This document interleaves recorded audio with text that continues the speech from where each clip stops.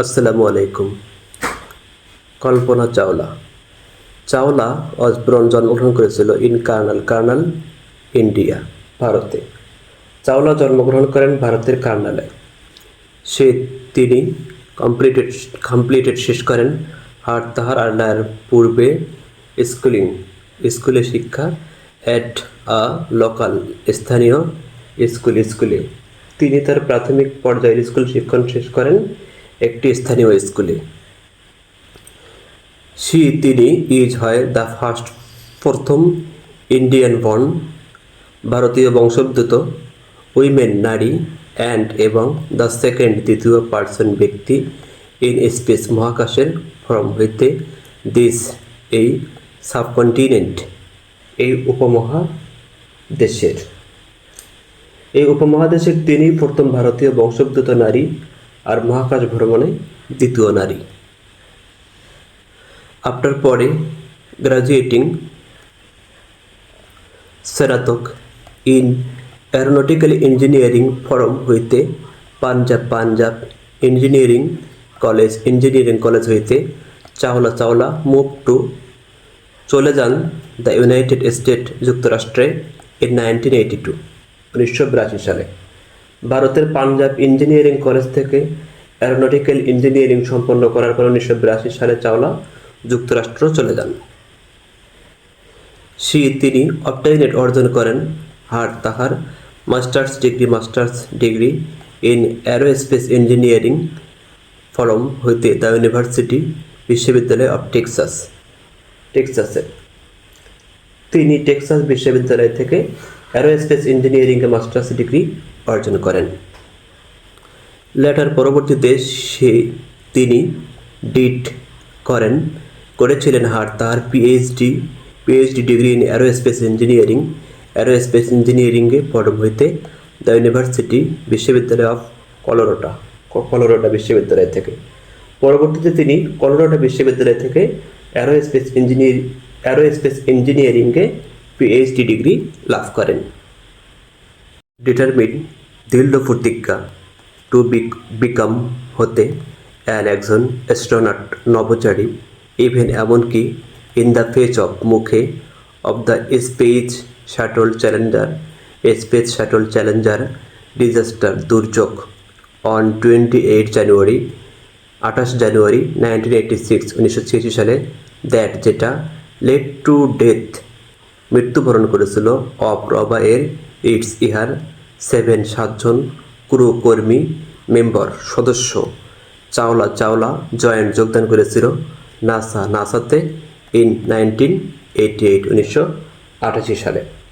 1986 সালের 28 জানুয়ারি space shuttle Challenger বিপর্যয় ঘটে, যা 7 কর্মী মৃত্যু ঘটিয়েছিল। সেই বিপর্যয়ের মুখেও নভোচারী হওয়ার দৃঢ় প্রতিজ্ঞা নিয়ে চাওলা 1988 সালে নাসায় যোগদান করেন। সে শুরু করেছিল কাজ করা হিসেবে একজন ভাইস প্রেসিডেন্ট হওয়ার, যেখানে সে কাজ করেছিল computational fluid dynamics CFD research গবেষণা অন ভার্টিক্যাল উলম্ব বা খাড়া টেক অফ উড্ডয়ন এবং ল্যান্ডিং অবতরণ। তিনি ভাইস প্রেসিডেন্ট হিসেবে যোগদান করেন, যেখানে তিনি ঊর্ধ্বমুখী উড্ডয়নের ও অবতরণের উপর কম্পিউটেশনাল ফ্লুইড ডায়নামিক্সের উপর গবেষণা কর্ম সম্পন্ন করেন। ইন 1991 সালে সে গড পেলো ইউএস আমেরিকার ইউনাইটেড স্টেটস সিটিজেনশিপ নাগরিকত্ব এবং শুরু করলো তাহার কেরিয়ার পেশা বা কাজ হিসেবে একজন নাসার অ্যাস্ট্রোনট নভোচারী ইন 1995 সালে। 1991 সালে তিনি আমেরিকার নাগরিকত্ব লাভ করেন এবং 1995 সালে নাসার নভোচারী হিসেবে তার কর্মজীবন শুরু করেন। তিনি নির্বাচিত হয়েছিলেন জন্য তাহার প্রথম ফ্লাইট উড্ডয়ন ইন 1996 সালে। 1996 সালে প্রথম তিনি উড্ডয়নের জন্য মনোনীত হন। তিনি স্পোক বলেছিলেন, দ্য ফলোয়িং নিম্নলিখিত বা নিচের শব্দ বা কথা হোয়াইল যখন ট্রাভেলিং ভ্রমণ করেছিলেন ইন দ্য ওয়াইডলেসনেস ওজনহীনতায় অফ স্পেস মহাকাশে তুমি আর জাস্ট ঠিক তোমার ইন্টেলিজেন্স মেধা। মহাকাশে ওজনহীনতায় ভ্রমণের সময় তিনি নিচের কথাগুলো বলেছেন, আপনারা আপনাদের মেধা ছাড়া আর অন্য কিছুই নন। তিনি হ্যাড ট্রাভেল ভ্রমণ করেছিল 10.67 million Miles 10.67 million mile as many as 252 Times এবং 252 টাইমস বার অ্যারাউন্ড চারপাশে দ্য আর্থ পৃথিবী। তিনি 252 বার পৃথিবীর চারপাশে প্রদক্ষিণ করে 10.67 মিলিয়ন মাইল ভ্রমণ করেন। আর তাহার প্রথম স্পেস মিশন STS-87 বিগিন শুরু হয়েছিল অন 19 নভেম্বর 1997 1997 সালে উইথ 6 জন আদার অন্যান্য অ্যাস্ট্রোনট নভোচারী অন দ্য স্পেস শাটল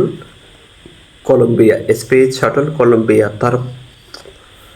তার প্রথম মহাকাশ মিশন STS-87 শুরু হয় 1997 সালের 19 নভেম্বর, যাতে স্পেস শাটল কলম্বিয়ায় অন্য 6 জন নভোচারী ছিলেন। তাহার প্রথম মিশন দ্যাট, যেটা লাস্টেড স্থায়িত্ব ছিল ফর 15 ডে 15 দিন 16 আওয়ার 16 ঘন্টা 34 মিনিট 34 মিনিট এবং 4 সেকেন্ড 4 সেকেন্ড।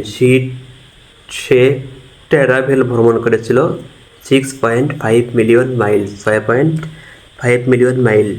তার প্রথম মিশন, যার স্থায়িত্বকাল ছিল 15 দিন 16 ঘন্টা 34 মিনিট ও 4 সেকেন্ড, তাতে তিনি ভ্রমণ করেন 6.5 মিলিয়ন মাইল। তিনি ছিলেন রেসপন্সিবল দায়ী ফর জন্য ডিপ্লয়িং কার্যক্ষেত্রে নিয়োগ করা দ্য স্পেকট্রাম উপগ্রহ যেটা হাওয়েভার যাই হোক ম্যালফাংশন স্বাভাবিকভাবে কাজ করতে না পারা, নেসেসিটেটিং অপরিহার্য করা স্পেস ওয়াক মহাকাশে হাঁটা by Winston Scott and Takao Doi দুইজন অফ রবায়ের তাহার ফিলো সহযোগী বা সহকর্মী অ্যাস্ট্রোনট নভোচারী রেট্রাইভ ফিরে পাওয়া দ্য স্যাটেলাইট উপগ্রহ। তিনি স্পার্টান স্যাটেলাইট স্থাপনের দায়িত্বে ছিলেন, যা কোনো কারণে ত্রুটিপূর্ণভাবে পরিচালিত হয়েছিল, যার কারণে উপগ্রহটিকে পুনঃচালিত করার জন্য তার দুই সহকর্মী নভোচারী উইন স্কট এবং টাকো দৌকে এর মহাকাশে হাঁটার প্রয়োজন হয়েছিল। ইন 2000 সালে সে অসিলেক্টেড নির্বাচিত হয়েছিল ফর জন্য তার দ্বিতীয় স্পেস মিশন STS-107। 2000 সালে তার দ্বিতীয় মহাকাশ মিশন STS-107 জন্য তিনি মনোনীত হন।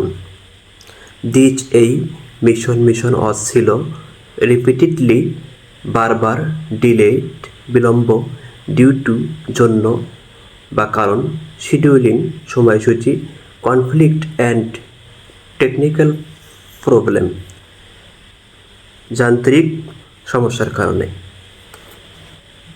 এই মিশনটি সময়সূচি ও যান্ত্রিক সমস্যার কারণে বহুবার বিলম্বিত হয়। অন 16 জানুয়ারি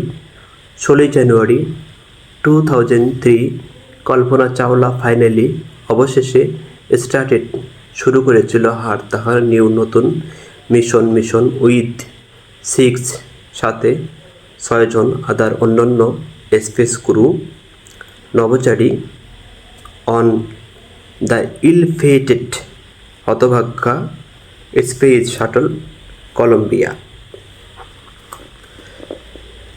2003 সালের 16 জানুয়ারি কল্পনা চাওলা আরও অন্য 6 জন নভোচারী সহ অবশেষে হতভাগ্য স্পেস শাটল কলম্বিয়ায় তার নতুন মিশন শুরু করেন। সে ছিলেন অন্যতম মিশন স্পেশালিস্ট বিশেষজ্ঞ। তিনি ছিলেন মিশন বিশেষজ্ঞদের অন্যতম।